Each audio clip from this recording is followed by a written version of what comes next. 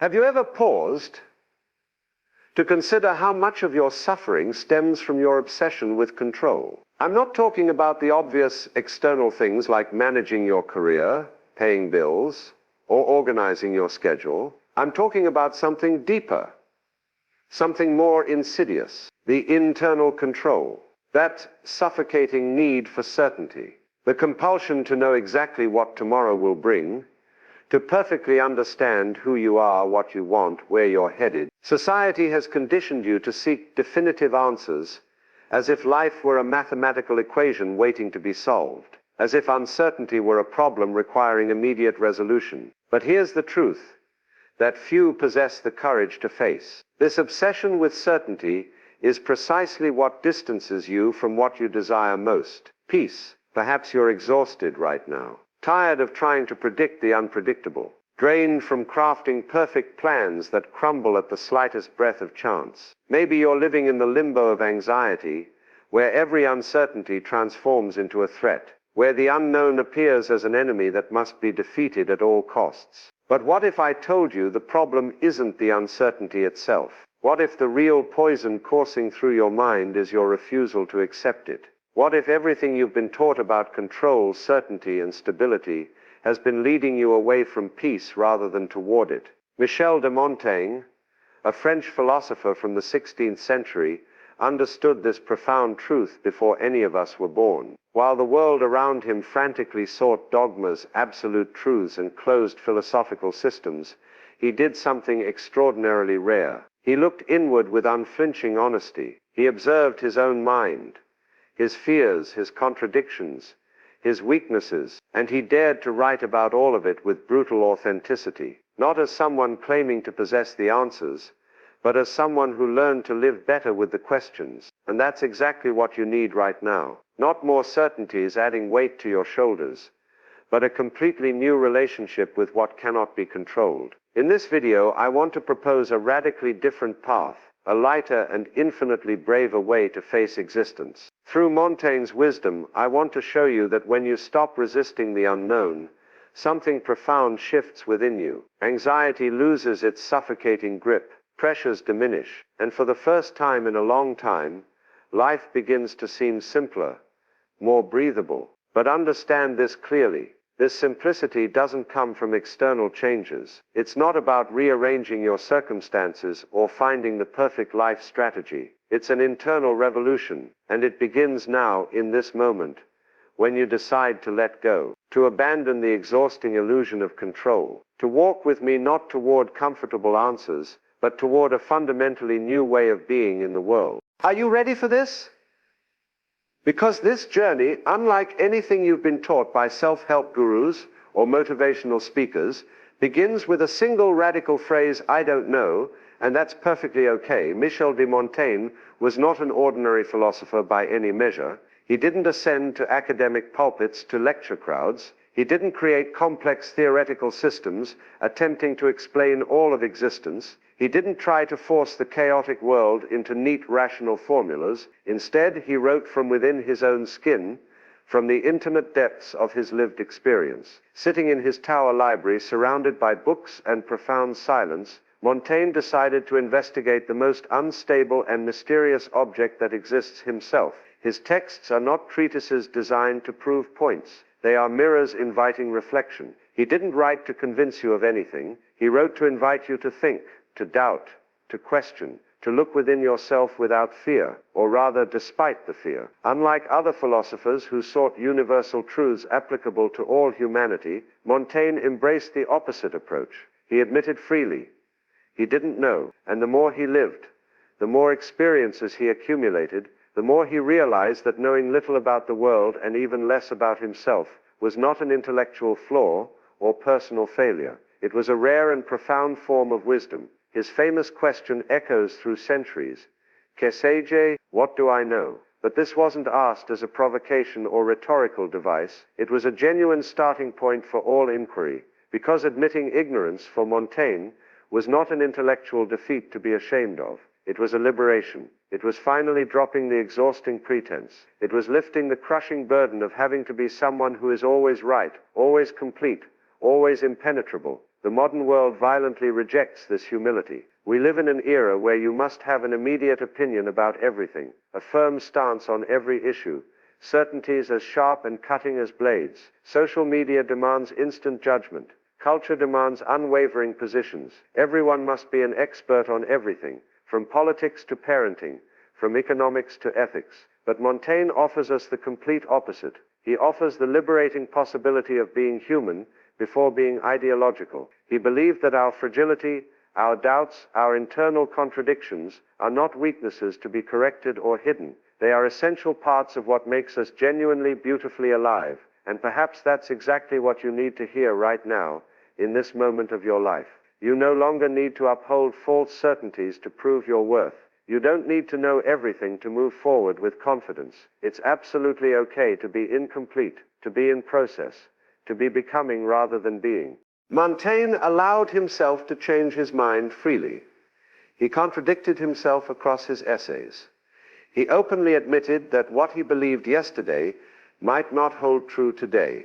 He understood something most people refuse to accept: the natural movement of the human mind, which constantly molds, adapts, and transforms in response to new experiences and insights.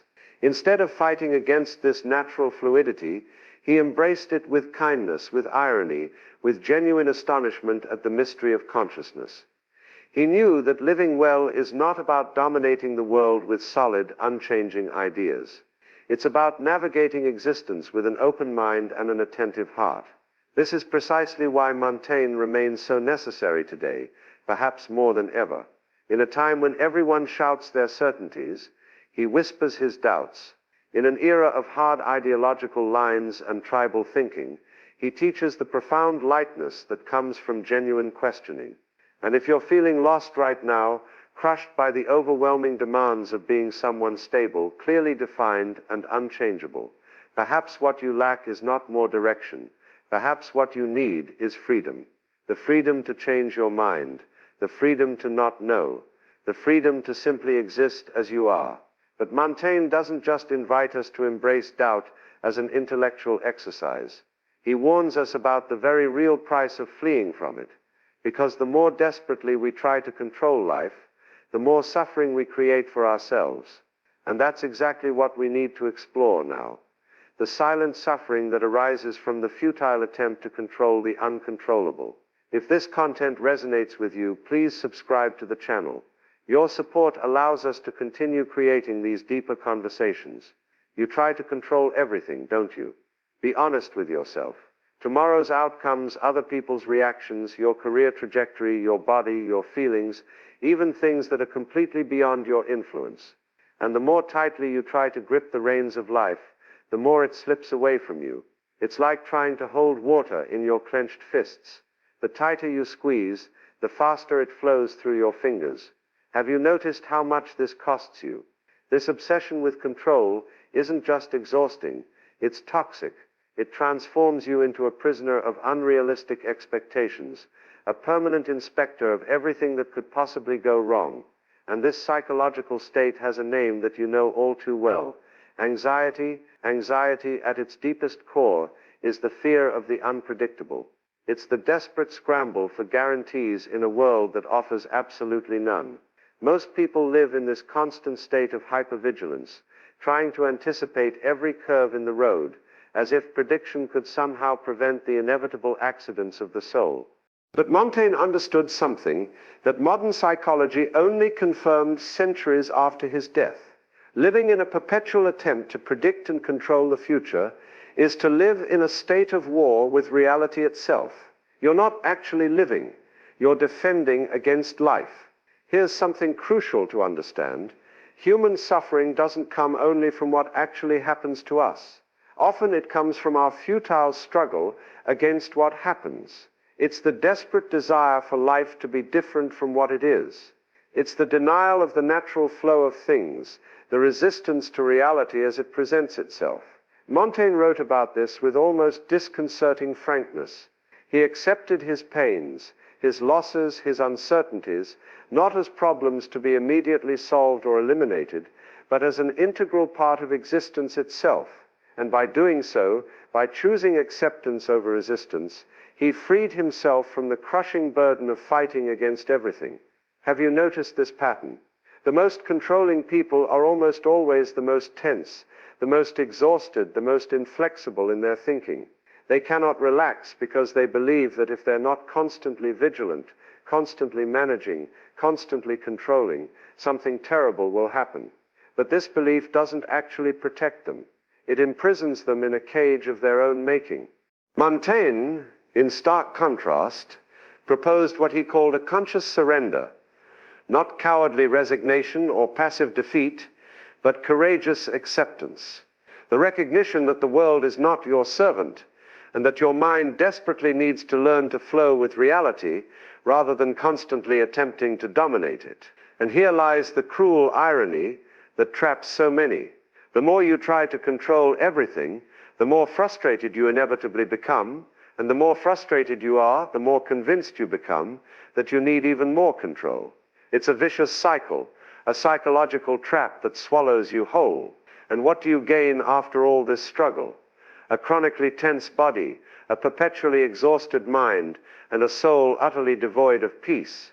Montaigne shows us another way, entirely. Living well is not about controlling everything. It's about learning to coexist gracefully with what cannot be controlled. It's about distinguishing between what is within your power and what isn't, and having the wisdom to know the difference. But this raises the practical question, how do you actually do this? How do you learn to live with the unpredictable without losing yourself completely in chaos? How do you find stability in a fundamentally unstable world? The answer lies in Montaigne's own radical approach to life, the constant practice of honest self-reflection, not the kind of harsh self-analysis that judges and condemns, but a practice of deep, compassionate inner listening, the practice of self-observation, learning to listen to yourself while the world around him cried out for absolute certainties and dogmatic answers. Montaigne withdrew into silence to observe what was actually within him. And what he discovered was not the immediate clarity everyone seeks. What he found was a whirlwind, contradictions fighting with each other, unnamed fears lurking in corners, confused desires pulling in different directions, inexplicable impulses rising from unknown depths, all those messy, uncomfortable things that most people prefer to hide, ignore, or suppress. Montaigne chose to confront head-on, but not as a harsh judge condemning weakness, as a curious listener seeking to understand. Montaigne's great genius was not in creating elaborate theories about the human mind or consciousness. It was in having the raw courage to become a living experiment of the human condition. He transformed himself into a field of study, and his writing became an honest mirror reflecting that study. In his essays, he doesn't write as someone who teaches from a position of mastery. He writes as someone who shares an ongoing process of discovery. He thinks out loud on the page, and through this transparency, he invites readers across centuries to do the same. He didn't want to shape minds into a particular mold. He wanted to free them from all molds. By narrating his own doubts without shame, his most intimate impulses without censorship, his changes of opinion without defensiveness, and even his moments of profound weakness, Montaigne demonstrates something genuinely revolutionary. You do not need to be right all the time. You do not need to have everything figured out. You just need to be present with yourself, honestly and completely. This practice of constant self-observation without filters and without masks is one of the deepest forms of self-knowledge that exists. But be very careful here. Observing yourself is not about torturing yourself with relentless criticism. It's not about finding everything wrong with who you are. It's about learning to look inward with both honesty and compassion existing simultaneously. It's about realizing when you're trying to deceive yourself, when you're pretending to know what you don't actually know, when you're forcing yourself to maintain an image or identity that no longer represents who you've become, when you're performing a version of yourself for an invisible audience.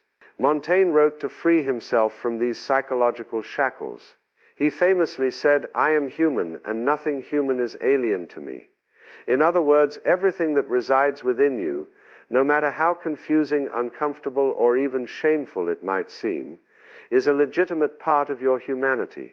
It doesn't make you broken or wrong. It makes you human. And do you know what the most powerfully transformative aspect of this practice is? It dissolves shame. When you begin to observe yourself with sincere, unflinching honesty, you realize that much of your suffering comes from the exhausting attempt to be something idealized, from following an unrealistic model of emotional perfection, intellectual consistency, or moral purity that no human being has ever actually achieved. Montaigne reminds us of something we've forgotten. We are not marble statues meant to remain forever unchanged. We are living, breathing, mutable beings. We are flawed and contradictory, and we are beautifully, perfectly imperfect. The simplicity we desperately seek begins when we finally stop fighting against our own nature, when we stop trying to be something we're not, when we accept what is rather than constantly chasing what should be. And here comes a powerful key that unlocks everything. This acceptance is not passivity or giving up. On the contrary, it is the essential first step toward any genuine transformation, because only those who see themselves clearly, without illusion, can change authentically. Only those who embrace their shadow can meaningfully walk toward the light. But there's another essential layer to this journey that we must address, because even if you start to observe yourself honestly, you still need to deal with something absolutely inevitable: change. Nothing in you, nothing in others, nothing in the world remains permanently fixed. And as long as we don't understand this fundamental truth and learn to live with it skillfully, we will continue to suffer unnecessarily. If what you're hearing resonates deeply, you'll find real value in my ebook, Beyond the Shadow. It breaks down Jung's core ideas and provides practical tools to understand yourself more deeply. Link is in the pinned comment. Embracing impermanence, dancing with change. Instead of fighting it, most people live as if life should be a straight line leading somewhere permanent. As if one day, by acquiring certain knowledge, achieving stability, or reaching success, everything would finally fall into place forever. As if there were some destination where everything would stop changing, where feelings would permanently stabilize, where doubts would vanish completely, where things would finally definitively make sense. But this fantasy, this comforting lie sold by religions, educational systems, self-help gurus, and corporate culture, is precisely what distances us from reality, and consequently from any possibility of genuine peace. Montaigne saw this with rare, penetrating clarity. He understood that everything in life pulses in constant flow. Our thoughts evolve and transform. Our bodies age and change. People enter our lives and leave. Our desires shift and morph. Our certainties dissolve like morning mist. Nothing is fixed. Nothing is guaranteed. Nothing is definitive. And trying to live as if it were, as if life should be predictable, unchanging, and fully controllable, is to prepare the ground for inevitable frustration, profound suffering, and eventual emotional collapse. Change is not an unfortunate accident, disrupting the normal state of things. Change is the essence of existence itself. And the more we resist this fundamental reality, the more rigid we become, the more bitter, the more disconnected from the present moment, which is the only moment we actually have. Montaigne accepted his own changes as integral parts of his humanity. He knew that being inconsistent at times was not weakness but evidence of growth, that changing one's mind was not a sign of confusion but an act of courage, that letting go of an old thought, even to replace it with another equally uncertain one, was a meaningful step toward greater clarity. He provocatively stated, "Constancy is a virtue of mechanical minds." For Montaigne, living well was never about clinging desperately to a fixed identity, trying to be the same person year after year. It was about learning to dance gracefully with impermanence, to flow with the changes rather than breaking against them. Have you noticed something about your deepest fears? Almost all of them are linked to the possibility of change. Fear of losing someone you love, fear of losing your job or status, fear of your body changing, fear of your mind changing, fear that things won't stay as they are. But what if, instead of exhausting yourself, resisting these inevitable changes, you began to embrace transformations as part of the natural process of life, exactly as Montaigne did? What if you stopped viewing each transition as a personal failure or loss, and started seeing it as evolution, as growth, as life doing what life does, which is move and transform and recreate itself endlessly. Accepting change is not about passive conformity or just going with the flow mindlessly. It's about intelligently stopping the futile fight against the fundamental flow of reality. It's learning to ride the waves skillfully instead of trying to dam the entire sea. It's recognizing what you can influence and what you cannot, and having the wisdom to know the difference.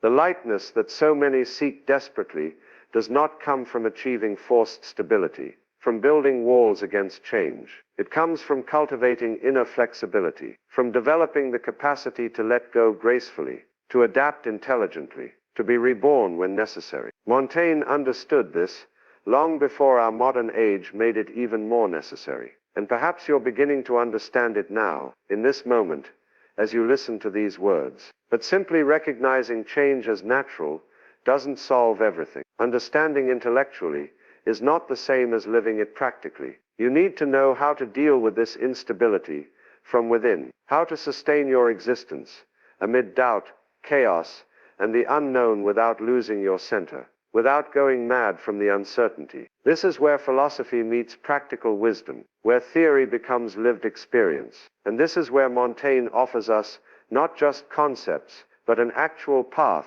the deliberate construction of mental habits, of internal rituals that help us live better with uncertainty. Philosophy is useless if it doesn't touch real life. Montaigne understood this deeply. His texts are not abstract intellectual musings disconnected from experience. They are existential tools forged in the fire of lived life. He didn't write to impress other intellectuals in academic circles. He wrote to understand how to deal with the fear of death, with sadness that arrives without invitation, with insecurity that never completely disappears, with the aging body that reminds us of our mortality, with the mind that sometimes falters and fails us. Perhaps the greatest gift Montaigne left us was precisely this, the radical idea that thinking is not a luxury but an act of survival, that reflecting deeply on your own life is not self-indulgent, but a way to learn to live it with more courage and less unnecessary suffering. But how exactly does one live skillfully with uncertainty? It's not just a matter of intellectually accepting it as inevitable. It's a constant practice, a re-education of the mind that happens daily, and this requires discipline. Not discipline in the rigid, punitive, military sense, but discipline in the sense of commitment to your own freedom and well-being, because living well with uncertainty is a daily exercise, a practice that must be renewed each morning. Here are some essential Montaigne principles that can genuinely transform the way you deal with life. First, cultivate the habit of questioning your certainties. Every single time you feel 100% absolutely sure about something, especially something important, pause deliberately. Stop, observe the certainty itself. Reflect on where it comes from. Ask yourself, is this genuine knowledge or disguised fear? Absolute certainty is often a disguise for deep fear, a psychological defense mechanism against the profound discomfort of not knowing. Montaigne did exactly this throughout his life. He doubted even his own most cherished thoughts, not out of neurotic insecurity, but out of hard-won wisdom. He knew that the most dangerous thought is always the one that refuses to be questioned or revised. Second, practice self-questioning as a sacred ritual. Write regularly. It doesn't matter if it's a private journal, a letter you'll never send, or loose notes scattered across pages. Putting your thoughts on paper is a remarkably powerful way to make visible what troubles you in the darkness of your mind. Montaigne wrote hundreds of pages about himself, his experiences, his reactions, his confusions, not out of narcissistic vanity, but to understand himself more deeply, to organize internal chaos into something comprehensible, to make his own mind habitable, rather than a place of constant torment. Third, embrace impermanence as an organizing principle for your entire life. Yes, make plans. Plan intelligently, but simultaneously know how to let go of the plan gracefully when life inevitably changes, because it will change. Flexibility is true strength, not weakness. Instead of building your life on fragile certainties that will crack under pressure, learn to move with ease through changing circumstances. Adapt when necessary. Reconfigure when required. Reinvent yourself when life demands it. Montaigne wisely observed that the wisest person is the one who knows how to change with the things that change. Fourth, cultivate humor in the face of your own human fragility. Yes, actually laugh at yourself. Montaigne didn't take himself too seriously, despite being deeply serious about life. And that's precisely why he achieved such profound insight. He laughed openly at his own inconsistencies. He mocked his fears with affection. He ionized his vanity without cruelty.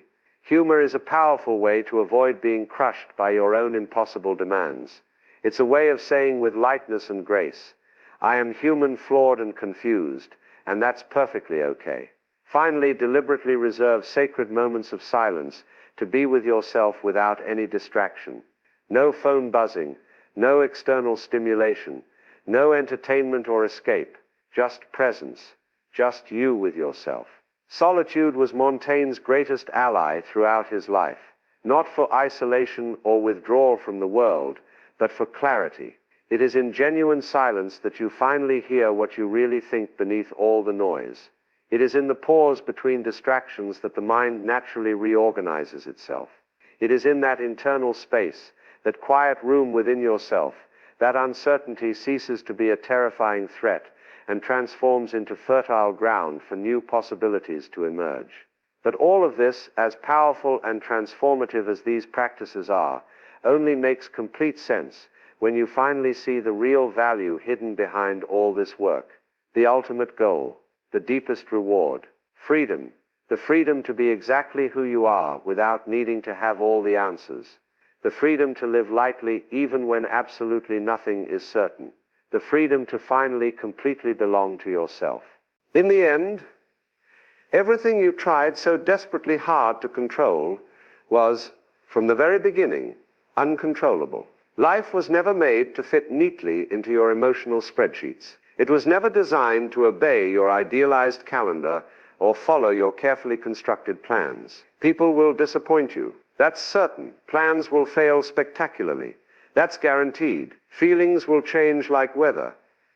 That's inevitable. And none of this is a cosmic mistake. None of this is evidence that something has gone wrong. It is simply the nature of things. It is reality being exactly what reality has always been. Montaigne understood this with an almost uncomfortable clarity that most people never achieve. He saw that suffering does not come from change itself, from loss itself, from uncertainty itself. Suffering comes from the resistance to it, from the stubborn refusal to accept that life is flow, not fixed form, that existence is movement, not static being. When you finally truly embrace uncertainty, something profound shifts, not in the external world, which continues exactly as chaotic as before, but something changes within you, in your inner landscape. Rigidity begins to give way to flexibility. Anxiety loses its overwhelming power and meaning. You stop fighting exhaustingly against what is, and you start flowing more gracefully with what presents itself moment by moment. This is not resignation to a bad situation. This is not giving up or becoming passive. This is wisdom. This is emotional maturity. This is freedom. The freedom to live without the crushing burden of having to understand everything perfectly. To not need a precise label for every feeling that arises. To not require a complete explanation for every pain you experience. To not demand a clearly right path for every choice you face. Life does not demand perfection from you. It never has. It only asks for presence. For you to be here now as you actually are. The simplicity we all seek so desperately is not outside us, waiting to be found. It's not in a life without problems or challenges. It's not in an impeccably organized routine. It's not in a completely planned and secure future. It exists in one place only, in the moment you finally allow yourself not to know. In the moment you say with complete honesty and quiet courage, I don't have all the answers. And that's okay, because it is in that precise space of humility, in that moment of letting go, that true peace is born. The peace that does not depend on external circumstances being arranged perfectly. The peace that does not require everything to be under control. The peace that comes from within, from acceptance, from being at home with uncertainty. Montaigne taught us that by accepting our ignorance, by embracing what we don't know, we become more authentically human, and paradoxically, more free. And if you've made it this far in this video, if this message has resonated somewhere deep within you, it's because there is a part of you that's ready to let go of the exhausting weight of control, ready to breathe more lightly, ready to live with more authenticity and less performance. So I want to ask you directly, what in you still desperately resists the unknown? What do you feel when you look toward the future and see no clear answers waiting there? What would change if you stopped demanding certainty? Share in the comments below. Tell me how this reflection touched you or challenged you. I read every comment attentively, and I promise you someone else will recognize themselves in your honest experience. This exchange, this community of people willing to question and grow, is powerful and meaningful. And if this journey has genuinely made sense to you, if something shifted as you listened, I invite you to continue walking this path. The next video is important, perhaps even more important than this one, and it will delve even deeper into this conversation we've started here today. Subscribe to the channel, activate the notification bell so you don't miss what comes next, and above all, don't stop now. You've already taken the most difficult first step, which is questioning what you thought you knew. Keep going. Because this path, this journey toward freedom through uncertainty, is yours to walk, and you're not walking it alone.